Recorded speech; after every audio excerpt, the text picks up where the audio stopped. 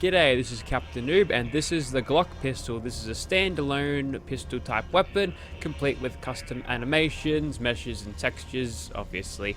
And yeah, lots of customization options to boot, and yeah, it's a pretty damn good pistol. But let's get into the attachments right here. We'll go ahead and chuck on the advanced receiver there for the best fire rate and all of that. And for the barrels, whilst you can have this a little bit longer range if you want to chuck a barrel, that looks kind of silly. But you know what, we'll go with it. We'll have a short barreled one with the, I'll get to my weapon plan in just a bit, but for now we'll just go with these attachments. So you've got the standard grip here. You can have a tan grip if you want, or a green grip. And yeah, there's also a Nintendo grip, which makes this thing look like a toy. But I think the standard grip is what I want to go with. Feel free to experiment with yourself if you've got this weapon mod downloaded. And for the magazines, we'll chuck on a quick eject mag because we want to make this thing look as just stupendously brilliant as possible. Anyways, for the sights, we'll go for, we'll go for a reflex sight on that, because in terms of the VATS benefits, yeah, that'll probably work very well. And it also looks even more silly. And also for the muzzle, we'll make that barrel even longer with the suppressor there. Oh my god, what am I doing with this Glock here? Okay, so you've got the damage option. You can crank that all the way up to 5 times if you feel like it, but that's probably too much. I'm going to leave it as is. So you get a laser sight or a flashlight at this position, so we'll chuck on a laser sight there. The flashlight, I prefer the Pip-Boy flashlight, and you get that extra sort of benefit out of that laser sight there. Although it doesn't... Okay, it says it increases hip fire accuracy. That was a bit of bad perception on my part. You can change the zoom on this if you really want to, but you know what, we'll go for the reflex sight default there. It should be fine there. You can change the slide material if you feel like it, and whilst I don't have any of these guns and bullets perks to actually put that on, yeah, you can have a look through here. I'm just going to keep everything nice and standard here because I believe that's what it should look like. And for this one, we'll leave that at semi-auto for now. We'll pick up just a regular G18 to use a little bit later on, but this is the monster we're taking into Gunner's Plaza. Yeah, I'm not taking this one in the thumbnail with me. Righto, here we are in Gunner's Plaza with our monster Glock right there, and it doesn't seem too bad looking in first person. Alright, so we'll get stuck into these gunners nice and quickly, and we'll get into some of the animations as we get going. Obviously, that's a pretty bright laser sight there. Interesting. Anyways, we'll take out some of these gunners now. We'll take out the one at the back, and hopefully that'll help us keep hidden. So far, so good. The recoil on this is super easy to control, so I'm able to just spam the trigger, although we have been spotted now, which is kind of annoying. I wanted to get more in the way of sneak attack criticals before we get spotted, but we'll just go ahead and shoot that gunner in the bum until she dies, I suppose. And killing these turrets is a cinch because this thing has got a very high rate of fire for a semi-automatic weapon. And we've got a whole heap of bullets and a mag ready to go at all times, so we can just keep on firing until they're dead.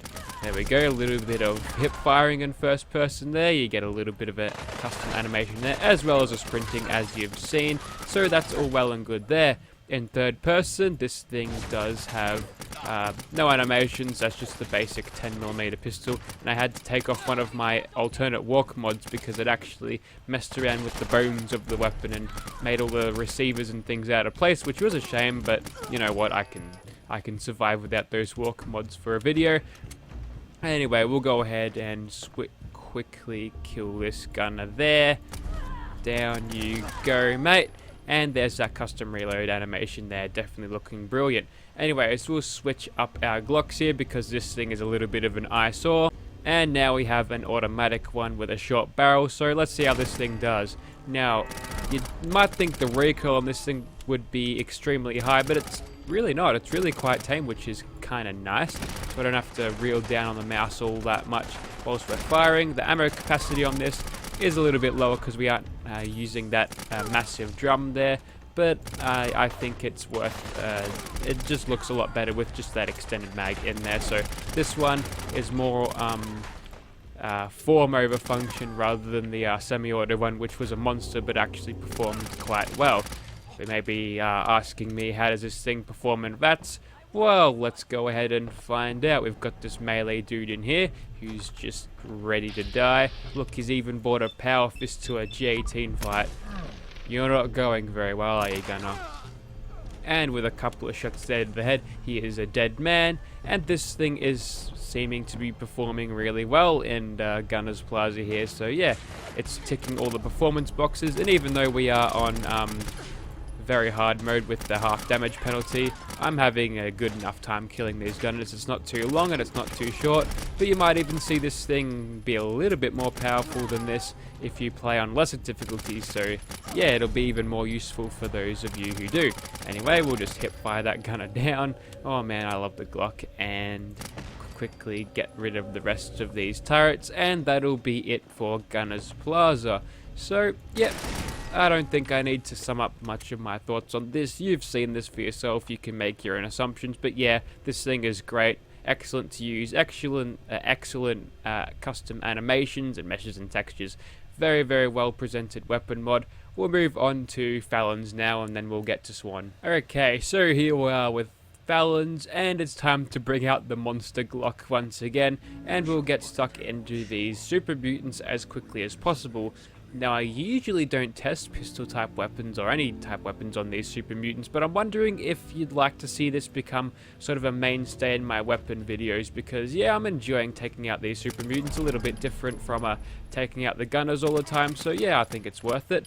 Anyways, with all this sneaky stealthy nonsense going on, we can drop these highly tanky super mutants down very, very easily indeed, which is great because I don't like fighting super mutant warlords most of the time, so this thing performing the way it does is going to make this quite a breeze unless they detect me, which that one has. Alright, time for a little bit of VATS treatment, my dude, and we get that many shots in VATS that I couldn't even see it on the AP bar. So that's interesting. That would make it a very good weapon for the Furious effect, actually. So yeah, we might even see good use out of that. Anyways, we are still in danger now, so I think it's time to whip out the automatic one and get nice and close and personal to these buggers. So yeah, you get a bunch of 38 specials, which is what this thing fires to the face, and that should leave you pretty much dead. And with the stagger there, and 3 bursts, he is dead. And we're seeing this weapon struggle a little bit more now that we are detected. But with that high DPS and high rate of fire, we can certainly make use of these, or make good time of these kills just with the quick reloads and all of that. Although it's going to take a couple of reloads to kill super mutants when they're detecting us. Still in danger, unfortunately. I think they've just detected me for this entire run. We'll see if we can't slip out of caution or danger. Nope, looks like these guys are adamant on knowing exactly where I am, which is a little bit of a shame. We'll just go ahead and try to take this dude out a little bit like that. And almost got him. Okay, yeah. I think it is worth using the automatic one only when it comes to being detected because of that better DPS. So even though we are getting a little bit better damage per bullet, the DPS on the automatic one is definitely a good thing. And also, you're running at me with nothing, then I disarmed you with a board. Man, these super mutants are bloody loopy. Anyway, we'll go ahead and run up and shoot you in the face. And yeah, this is getting a little bit tanky now. This is sort of testing my patience. Goddamn, very hard mode in your tanky bad enemy design, Todd Howard. I mean, if you're gonna have a tanky super mutant, make it look like a half a behemoth, like the the overlords back in Fallout 3. Those guys are intimidating to fight, and they look to the part too, whereas these guys look no different from regular super mutants, so they're kind of boring to fight. Sure, they might have different sort of clothes on, but I've seen regular super mutants wear exactly what that one was wearing. Alright, you get a full VATS run to the head, because I want you dead quick as can be. So if you could just stand there nice and still whilst I empty my Glock into you a few times, that would be brilliant. And you too, mate. We'll just go ahead and peek out a corner, and he's going the knuckle instead. We'll just, yeah, he's bringing his super mutant fist to a Glock fight, so well, with a little bit of a disarm there, we managed to finish him off before he could do any more damage. And there you go, that was the Glock against some very, very tanky super mutants. Let's go on to Swan now, because, you know, I just can't get enough of tanky super mutants, and neither can Winter. Okay, I'm pulling no punches this time. This time we've got the monster Glock in automatic form. So let's go ahead and clean up Swan as fast as we possibly can. And yeah, look at all that damage. Who would have thought such a tiny little Glock firing tiny little bullets could waste Swan so quickly? I did, because obviously sneak attack criticals are super overpowered in Fallout 4. And goodbye Swan. He didn't even get time to kill these Mirelurk dudes who had just sort of spawned in after him. Oh no, you're not getting away from this. Yeah, that's right, run at me. Run at the crazy lady with a Glock. So there you have it. That was the Glock 17 with the semi-auto and the 18 with the automatic version. So yeah, you can change in between those if you feel like it. And yeah, it's been a great weapon to use. I've really enjoyed this, even though that looks bloody crazy there. Man, the customization options with this are just brilliant.